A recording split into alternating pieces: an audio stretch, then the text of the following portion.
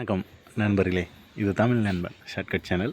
இப்போ நான் பார்க்க போகிறது ஒரு intimation of the qualified candidates அப்படின்னு சொல்லிட்டு ஒரு சில விஷயங்கள் கொடுத்துருக்காங்க.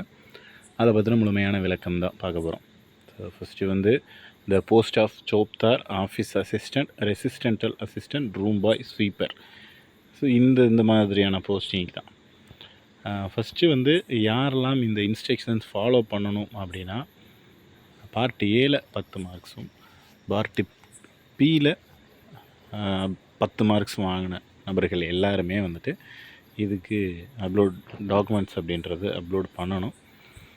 ஸோ எந்தெந்த டேட்ஸ் அப்படின்னு பார்த்தீங்கன்னா 28/9/2025, அதாவது சண்டே, அப்போ இருந்து 30/9/2025 டியூஸ்டே, இந்த 3 நாட்களும் வந்துட்டு அப்ளை பண்ணலாம். 28, 29, 30. ஸோ இந்த 3 நாட்கள் நீங்கள் வந்து அப்லோடு பண்ணணும்.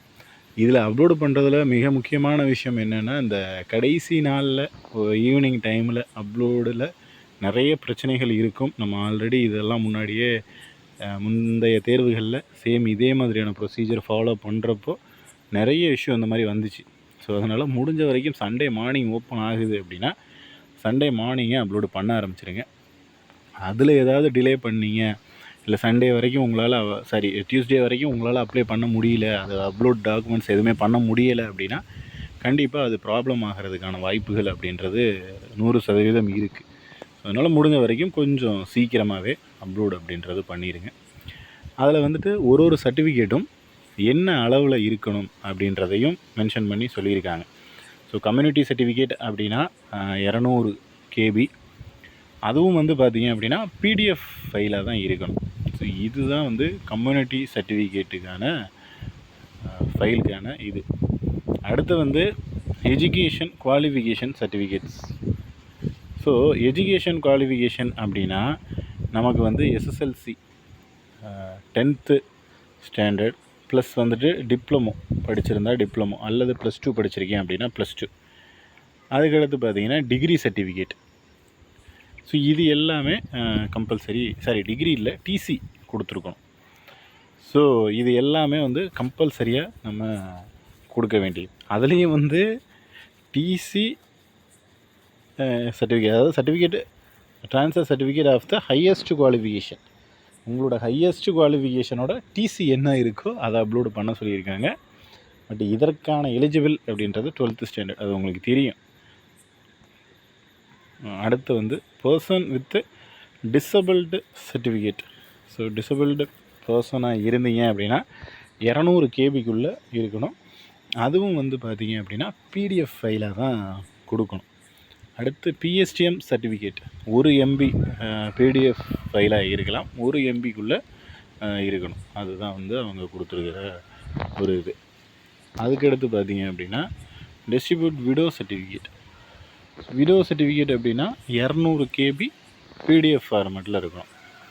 அடுத்து வந்து எக்ஸ் சர்வீஸ்மேன். ஸோ எக்ஸ் சர்வீஸ்மேன்னாலும் 200 KBக்குள்ளே இருக்கணும், அதுவும் PDF ஃபார்மேட்டில். எல்லாமே PDF தான், அந்த KB அளவு மட்டும் பார்த்துங்க. எக்ஸ்பீரியன்ஸ் சர்டிஃபிகேட் அப்படின்றதும் 200 KBக்குள்ளே தான் இருக்கணும். அடுத்து வந்து அதர்ஸ், அதாவது NCC, bonded labours, discharge or temporary government employee up to 200 KB PDF ஃபார்மேட்டில் இருக்கணும். அடுத்து NOC சர்டிஃபிகேட். இப்போ ஆல்ரெடி வந்து வேறு எதுலையாவது ஒர்க் பார்த்துக்கிட்டு நான் அப்ஜெக்ஷன் சர்டிஃபிகேட் NOCன்னு சொல்லுவாங்க, அது வந்து நீங்கள் கொடுக்குறீங்க அப்படின்னா அதுவும் அந்த 200 KBக்குள்ளே தான் இருக்கும். நோட்னு சொல்லிட்டு ஒரு சில விஷயங்கள் சொல்லியிருக்காங்க பாருங்கள். If password is not know, please reset your password under Madras High Court menu. Forget password available in court website requirement portal அப்படின்னு சொல்லி கொடுத்துருக்காங்க. அதாவது நீங்கள் உங்களுடைய பாஸ்வேர்ட் அதை மறந்துட்டீங்க அப்படின்னா நீங்கள் வந்துட்டு மெட்ராஸ் ஹை கோர்ட்டோட பேஜ் போயிட்டு அதில் ஃபர்கட் பாஸ்வேர்டு கொடுத்து நீங்கள் வந்து இது பண்ணிக்கலாம் அப்படின்றத சொல்லியிருக்காங்க. ஸோ இதுதான் அந்த நோட்டிஃபிகேஷன் நம்பரு அண்டு இது. அப்புறம் டாக்குமெண்ட்ஸ் எல்லாமே பிளாக் அண்ட் ஒயிட்டில் மட்டும்தான் இருக்கணும், அதாவது கலர் காப்பி அப்படின்றது கொடுக்காதீங்க அப்படின்றத கொடுத்துருக்காங்க. அண்டு விசிபிள் வந்து கிளியராக இருக்கணும். அதாவது இப்போ பிளாக் அண்ட் ஒயிட்டில் கொடுக்கும்போதே ஒரு சிலர் என்ன பண்ணுவாங்க அப்படின்னா கொஞ்சம் தெரியாத மாதிரி இருக்கும். கொஞ்சம் வந்து நீட்டாக இல்லாத மாதிரியோ தெளிவாக இல்லாத மாதிரியோ கொஞ்சம் மங்கலாக இருக்கிற மாதிரி வந்து கொடுக்கறதுக்கான வாய்ப்புகள் இருக்குது. ஸோ அந்த மாதிரியான விஷயங்களை வந்து பண்ணாமல் நீங்கள் வந்துட்டு கொஞ்சம் தெளிவாக இருக்கிற மாதிரி சர்டிஃபிகேட்ஸ் டாக்குமெண்ட்ஸ் எல்லாமே கொடுக்கணும். அதை வந்து கொஞ்சம் கிளியராக பார்த்துக்கிங்க. அடுத்து வந்து பார்த்தீங்க அப்படின்னா, நீங்கள் வந்துட்டு மெட்ராஸ் ஹைகோர்ட்டோட வெப்சைட் அஃபிஷியல் வெப்சைட்டில் தான் இது எல்லாமே பண்ண போகிறோம். ஸோ அப்படி பண்ண போகிறோம் அப்படிங்கிறப்போ ஒரே நேரத்தில் நிறைய நபர்கள் அந்த வெப்சைட் லிங்க்கில் உள்ளே போயிட்டு நிறைய பேர் வந்து நிறைய இது பண்ணும்போது கண்டிப்பாக அதில் இஷ்யூ வர்றதுக்கு வாய்ப்புகள் இருக்குது. நம்ம முன்னாடியே சொன்னது மாதிரி தான், முடிஞ்ச வரைக்கும் கொஞ்சம் சீக்கிரமாகவே எந்த அளவுக்கு முடியுமோ அந்த அளவுக்கு வந்துட்டு ஞாயிற்றுக்கிழமை அல்லது திங்கட்கிழமை 2 நாட்களில் முடிக்க பாருங்கள். 3வது நாள் அப்படிங்கிறது போகாதீங்க. முடிஞ்ச வரைக்கும் 3வது நாளை தவிர்த்துருங்க. ஏதோ முடியாத பட்சத்தில் வேறு ஆப்ஷன் இல்லை அப்படின்ற பட்சத்தில் நீங்கள் வந்துட்டு 3வது நாள் போகலாம். பட் அதுக்காக எடுத்த உடனே நான் 2 நாள் ஃப்ரீயாக இருந்துட்டு 3வது நாள் தான் ட்ரை பண்ணுவேன் அப்படின்னு மாதிரி ட்ரை பண்ணாதீங்க. ஏன்னா அப்லோடு பண்ணினதுக்கப்புறமும் சேஞ்சஸ் அப்படின்றத பண்ண முடியாது. ஏன்னா இதுதான் வந்து என்ன சொல்கிறதுனா மிகப்பெரிய ஒரு சேஞ்ச் பண்ணுறது மாதிரி தான். ஏன்னா டாக்குமெண்ட்ஸ் எல்லாமே அப்லோடு பண்ண சொல்கிறாங்கன்னா நிறைய நாட்கள் கழித்து நிறைய பேர் வேறு ஏதாவது வேலைகளுக்கு போயிருப்பாங்க.